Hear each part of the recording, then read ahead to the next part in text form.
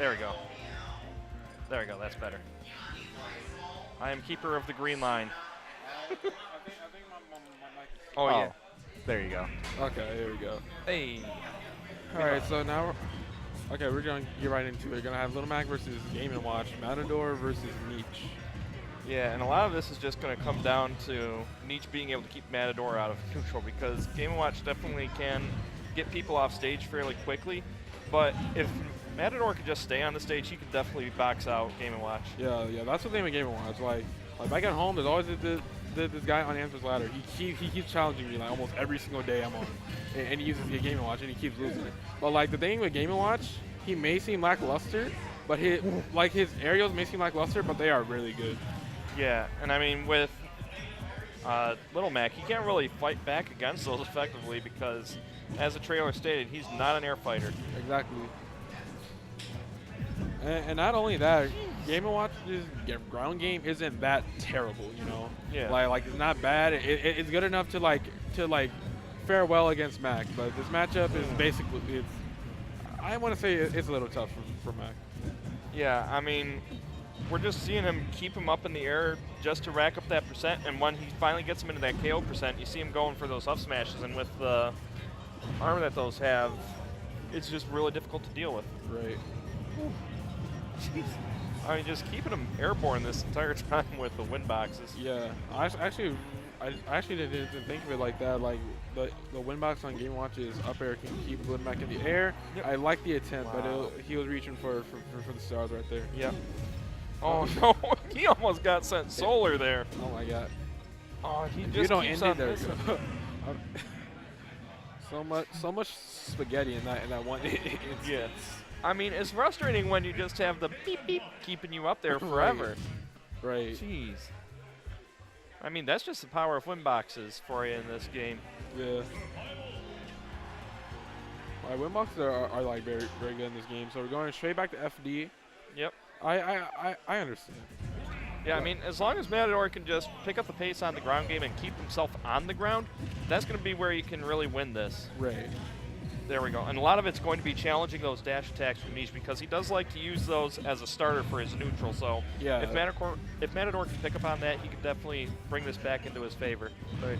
Well, that's not just a thing Neech does. That's like a very good option Game & Watch has. So one option he could go for is that. That's one. That's one. Or what I was about to say, he can like use the armor on his tilt to like counter Game & Watch's the dash attack if he expects it coming. But he got a KO punch. Yep. Neech is very he's throwing out a lot of these dash attacks, trying to get rid of it, but that's not the case. And now we're going to game 3.